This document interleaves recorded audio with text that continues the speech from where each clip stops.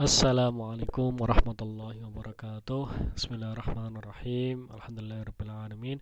Wassalatu wassalamu ala ashrafil anbiya'i wa imamil mursalin Sayyidina wa maulana Muhammadin wa ala alihi wa sahbihi ajma'in. La hawla wa la quwata illa billahil aliyil azim. Amma ba'du. Pada kesempatan ini kita akan membahas tentang pendekatan kawasan dalam studi Islam. Nah, Islam sendiri menyebar ke berbagai daerah, ya baik itu yang dekat di dengan Makkah Madinah seperti di Jazirah Arab atau keluar hingga ke Afrika, ke Asia, bahkan sampai ke Eropa dan ke Indonesia. Jadi menyebar ke semua daerah. Nah, karena menyebar itu maka Islam tidak lagi seperti yang ada di Makkah dan Madinah ya pada waktu itu. Nah, kalau di Damaskus, di Baghdad itu mungkin masih agak sama ya secara tradisi, budaya, pemikiran, letak geografis, ya, cuaca dan lain sebagainya. Nah, daerah-daerah terutama yang di luar semenanjung Arabia seperti di Afrika, di Asia, Eropa itu mempunyai ciri khas pemikiran, ya, budaya, tradisi, kemudian adat istiadat dan lain sebagainya. Jadi tidak lagi mereka tradisinya sama ya dari berpakaian, misalnya orang di Timur Tengah sana misalnya memakai baju ya gamis misalnya, kemudian memakai onta untuk kendaraannya, kemudian nanti tidak ada banyak air ya di gurun ya.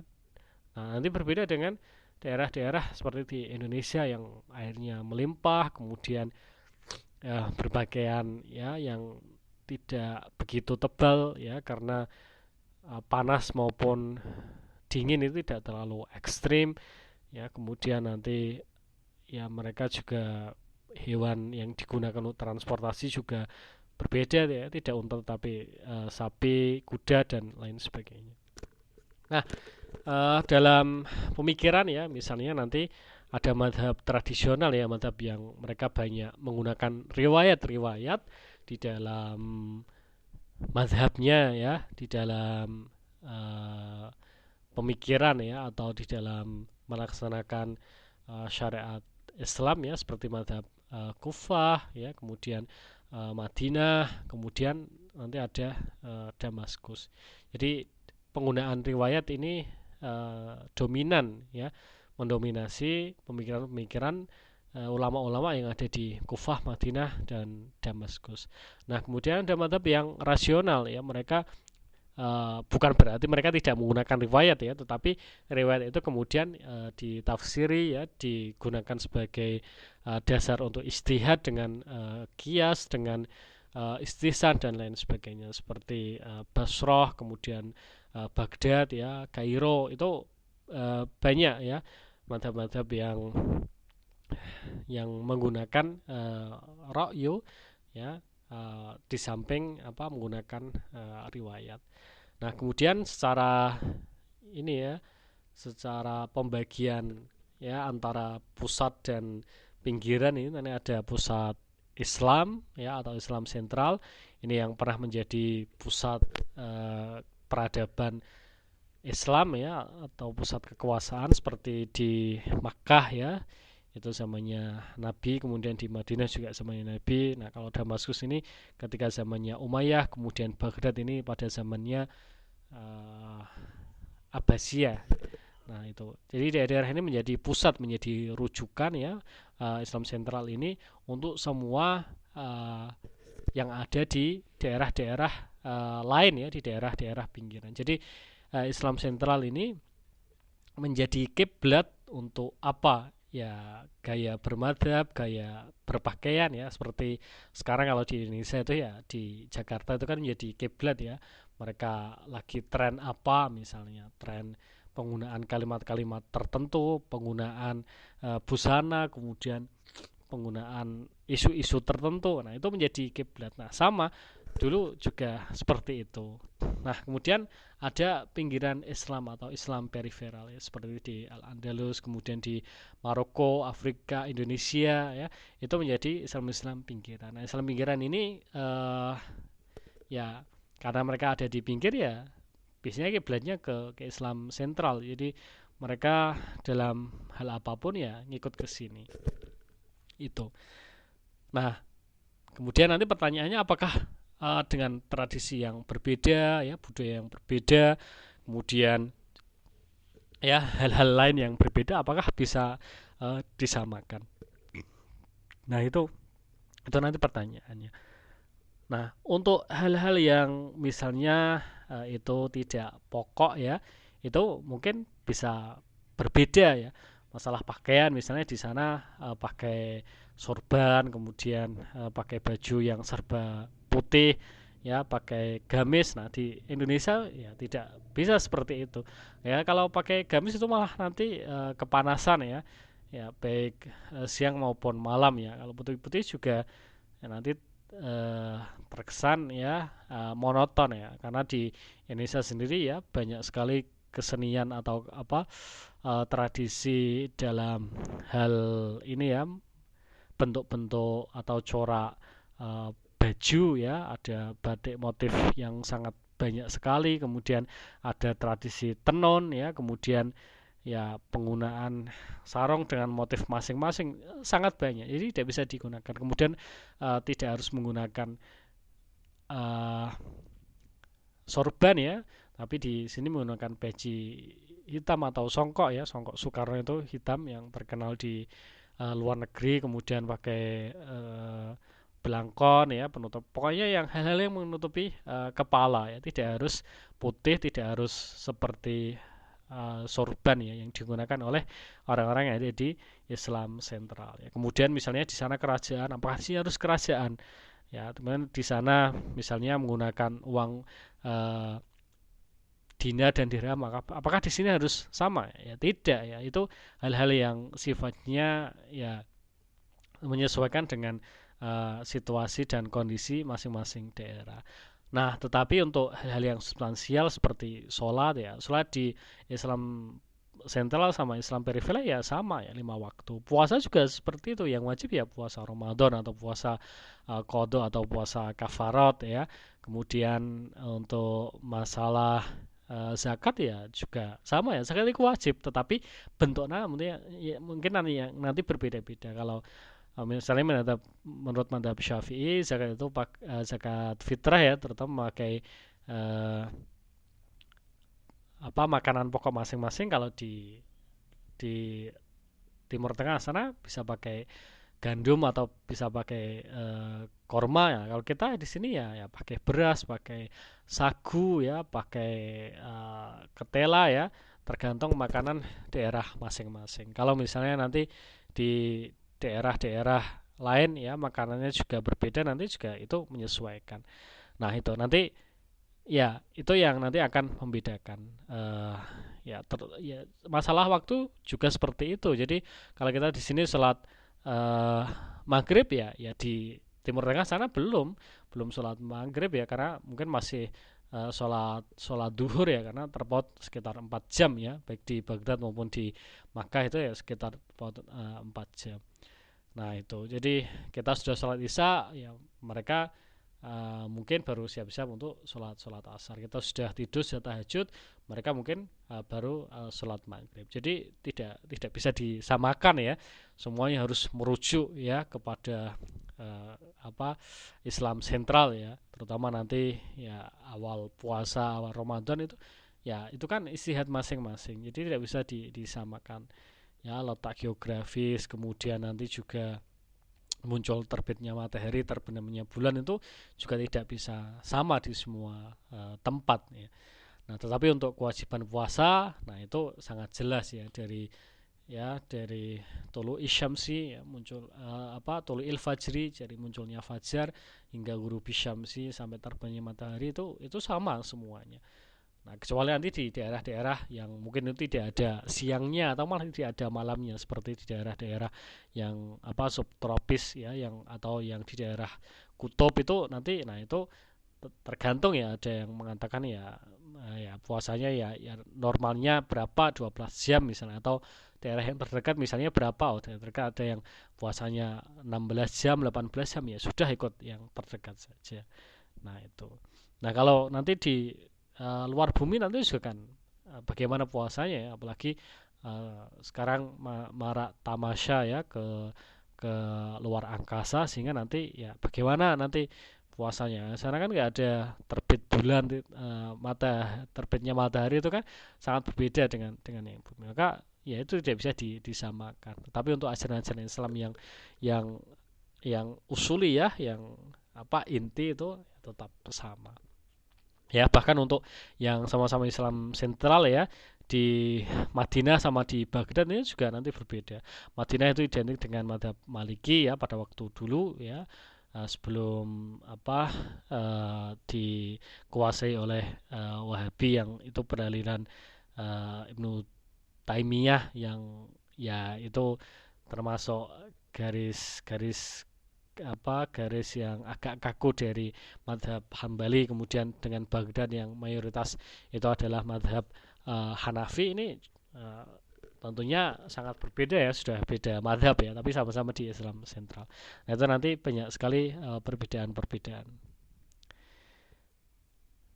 Nah orang-orang yang ada di Islam periferal itu ya, uh, pada waktu dulu ya, bahkan sampai sekarang juga mereka ke pusat-pusat ya Islam ya, seperti Makkah, Madinah, Damaskus, Baghdad ya, untuk apa? Untuk haji ya pertama kalau ke Makkah, Madinah, atau ziarah ke makam Kanjeng Nabi, kemudian belajar ya.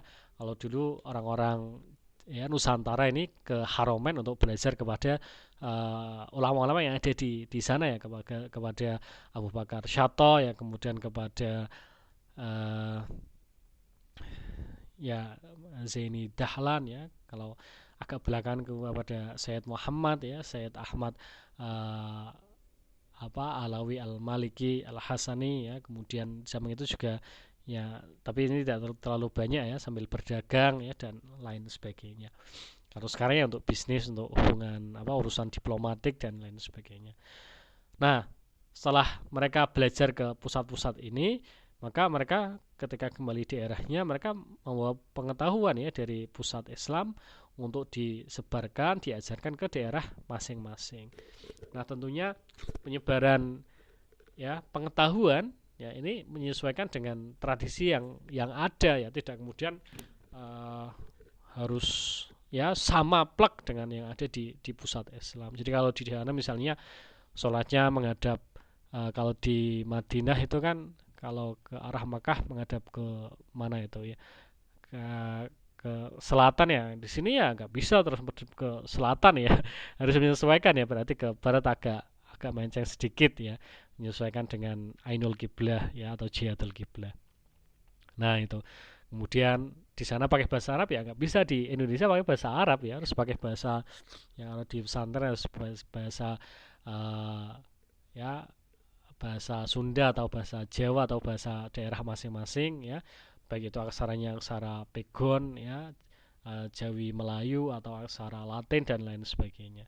Jadi tidak bisa disamakan ya. Nah itu.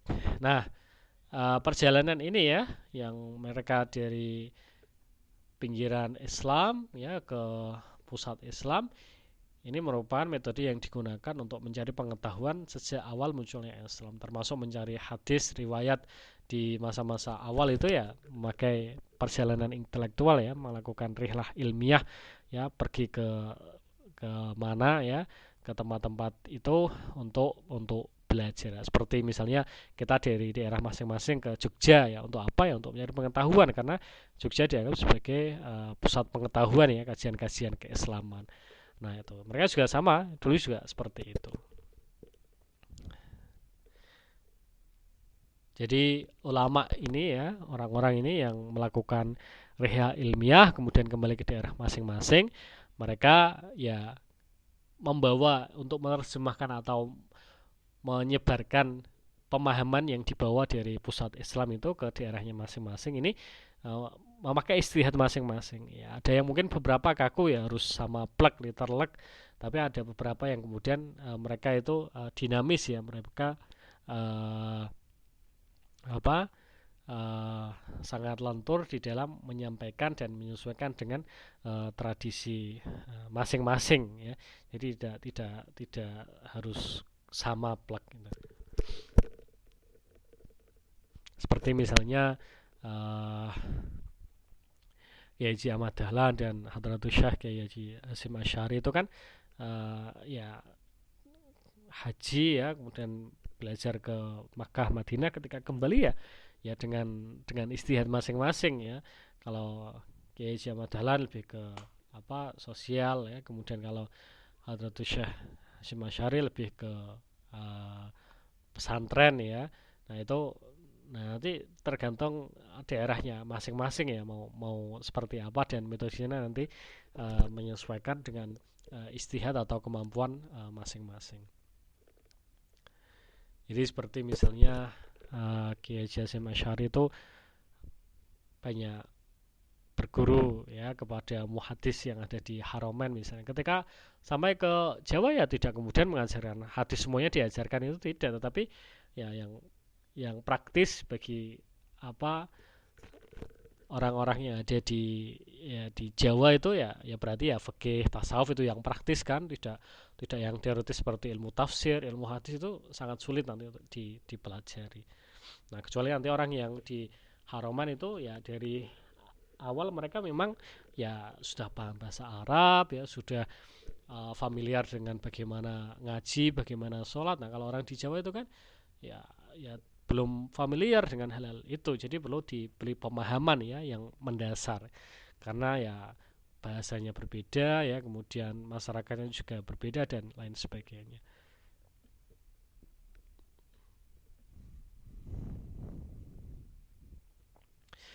Nah, kajian pusat Islam itu lebih banyak mendominasi kajian selama ini. Jadi kalau ada orang mengkaji tentang misalnya tentang madhab ya semuanya rujukannya ke kitab-kitab yang dikarang oleh orang-orang yang ada di pusat Islam ya. Siapa misalnya Syekh Azhar, kemudian ulama-ulama dari Damaskus misalnya, itu rujukannya ke sana. Nah, kemudian kajian pinggiran Islam itu belum banyak tersentuh ya. Padahal kajian-kajian di pinggiran Islam itu ya jumlahnya juga sangat banyak ya. Misalnya